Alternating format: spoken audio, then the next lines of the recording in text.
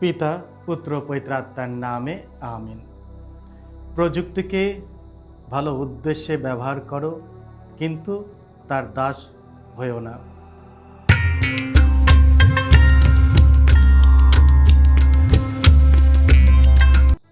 খ্রিস্টে আমার পরম প্রিয়জনেরা, আজ অক্টোবর মাসের 13 তারিখ সোমবার।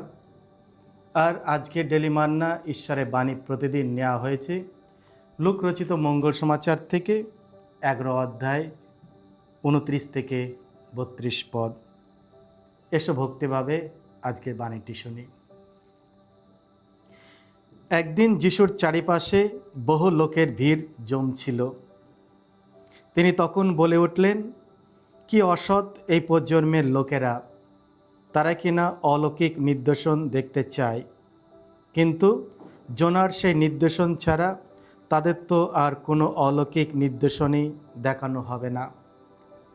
কারণ জোনা যেমন নিনিবেবাসীদের কাছে নিজেই একটি নিদর্শন হয়ে দাঁড়িয়েছিলেন, তেমনি মানবপুত্রও এ প্রজন্মের লোকদের কাছে ঠিক তাই হবে। মহাবিচারের সময়ে যখন এই প্রজন্মের লোকদের উঠে দাঁড়াতে হবে, তখন দক্ষিণ দেশের সেই রানীও উঠে তাদের দোষী সাব্যস্ত করবে। কারণ সলোমনের মুখ থেকে পরম জ্ঞানের কথা শুনবার জন্যে তিনি পৃথিবীর সুদূর প্রান্ত থেকেই এসেছিলেন, অথচ এখানে তো সলোমনের চেয়ে মহত্তর কেউ রয়েছে। মহাবিচারের সময়ে যখন এই প্রজন্মের লোকদের উঠে দাঁড়াতে হবে, তখন নিনেবে নগরীর লোকেরাও উঠে তাদের দোষী সাব্যস্ত করবে। কারণ জোনার বাণী শুনে তারা অনুতাপ করেছিল, অথচ এখানে তো জোনার চেয়ে মহত্তর কেউ আছেই। এই হলো প্রভু যিশুর মঙ্গল সমাচার। প্রভু যিশু তোমার মহিমা প্রচারিত হোক। খ্রিস্ট আমার পরম প্রিয়জনেরা, আজকের মঙ্গল সমাচারে আমরা যিশুর একটি ভাবনীয় উক্তি শুনি। তিনি বললেন, কি অসৎ এ প্রজন্মের লোকেরা! এই কথাগুলি যিশু তার সময়ের লোকদের উদ্দেশ্যে বলেছিলেন, যারা অলৌকিক নিদর্শন ও বিস্ময়কর ঘটনার দাবি করত, কিন্তু ঈশ্বর পুত্র হিসাবে খ্রিস্টকে চিনতে ব্যর্থ হয়েছিল। তারা যিশুর কাছে প্রমাণ চাইল তিনি কি সত্যি ঈশ্বর পুত্র। প্রমাণ না পেলে তারা তার প্রতি বিশ্বাস করতে চাইত না। যিশু তাদের অবিশ্বাস ও আধ্যাত্মিক অন্ধত্ব ও হৃদয়ের কঠোরতার জন্য তিরস্কার করেছিলেন। ঈশ্বর পুত্র যীশুখ্রিস্ট তাদের মধ্যে ছিলেন। তিনি অনেক আশ্চর্য কাজ করেছিলেন, অধিকারের মধ্য দিয়ে শিক্ষা দিচ্ছিলেন, শাস্ত্রের ভবিষ্যৎবাণী পূর্ণ করেছিলেন। তবু অনেকে বিশ্বাস করতে অস্বীকার করেছিল। আজকের পৃথিবীতে সম্পর্কে যিশু কি বলতেন?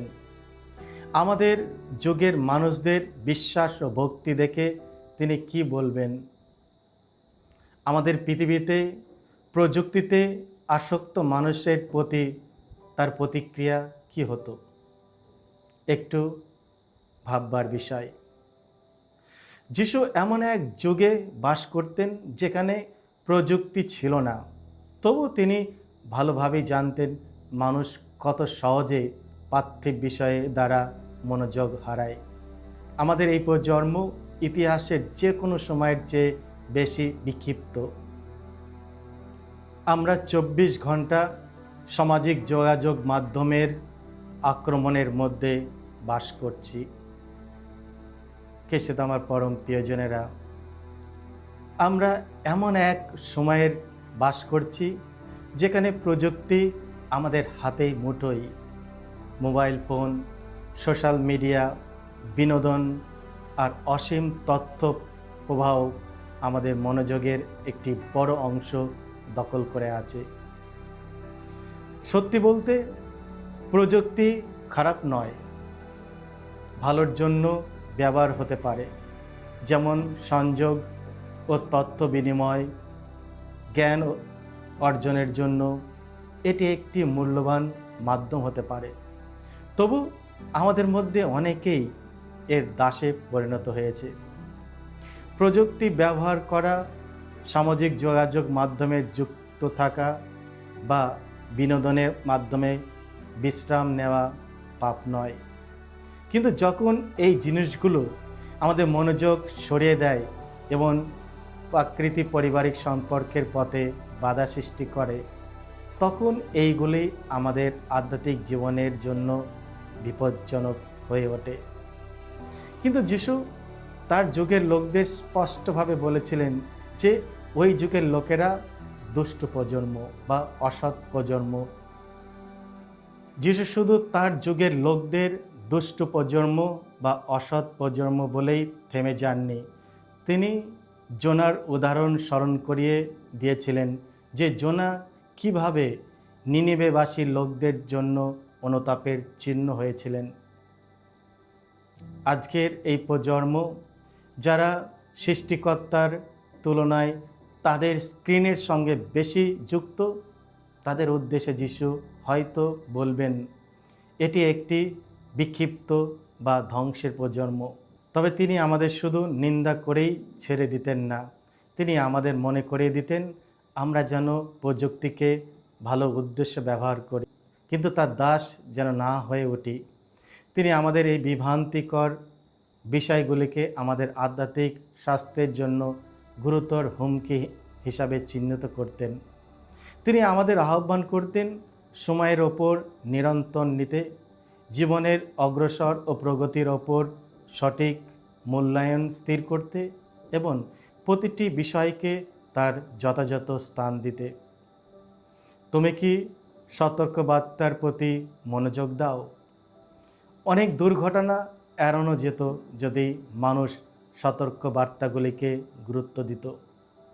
ধর্মীয় নেতারা যখন যিশুর কাছে কোনো নির্দেশন দাবি করলেন, তিনি তাদের আধ্যাত্মিক বিপর্যয় থেকে রক্ষা পাওয়ার জন্য একটি সতর্ক বার্তা দিলেন। ঈশ্বর আমাদের হৃদয় পরীক্ষা করেন, আমাদের দণ্ডিত করার জন্য নয়, বরং আমাদের দেখানোর জন্য যে আমাদের তার রক্ষাকারী করুণা ও সাহায্যের প্রয়োজন। প্রভু যীশু আমাদের পাপ ও ক্ষতিকর আকাঙ্ক্ষার দাসত্ব থেকে মুক্ত করতে এসেছেন। পবিত্র আত্মার দানের মাধ্যমে তিনি তার প্রেম আমাদের হৃদয়ে ঢেলে দেন, যাতে আমরা তার ইচ্ছা বুঝতে পারি এবং পবিত্রতার পথে চলতে পারি। এসো আমরা এক অপরের জন্য প্রার্থনা করি, যাতে আমরা আমাদের সামনে যে প্রযুক্তি রয়েছে আমরা যেন সেগুলি সঠিকভাবে ব্যবহার করি। এইগুলি যেন আমাদেরকে ঈশ্বরের কাছ থেকে যেন দূরে সরে না নিয়ে যায়। প্রভু পরমেশ্বর আমাদের পাশে রয়েছেন, তিনি আমাদের সাহায্য করবেন। এসো প্রার্থনা করি। হে করুণাময় প্রভু যীশু, আমাকে এমন একটি হৃদয় দাও যা তোমার ইচ্ছার সাথে সঙ্গতিপূর্ণ ও যা ভালোকে ভালোবাসে। আমাকে তোমার জ্ঞান দ্বারা পরিপূর্ণ করো, যাতে আমি তোমার পথ বুঝতে পারি। আমাকে সেই অনুগ্রহ ও সাহস দাও যাতে আমি যা কিছু মন্দ এবং তোমার ইচ্ছার বিরোধী তা প্রত্যাখ্যান করতে পারি। আমেন। সকলকে জয় যিশু। ঈশ্বর আপনাদের সকলকে আশীর্বাদ করুন।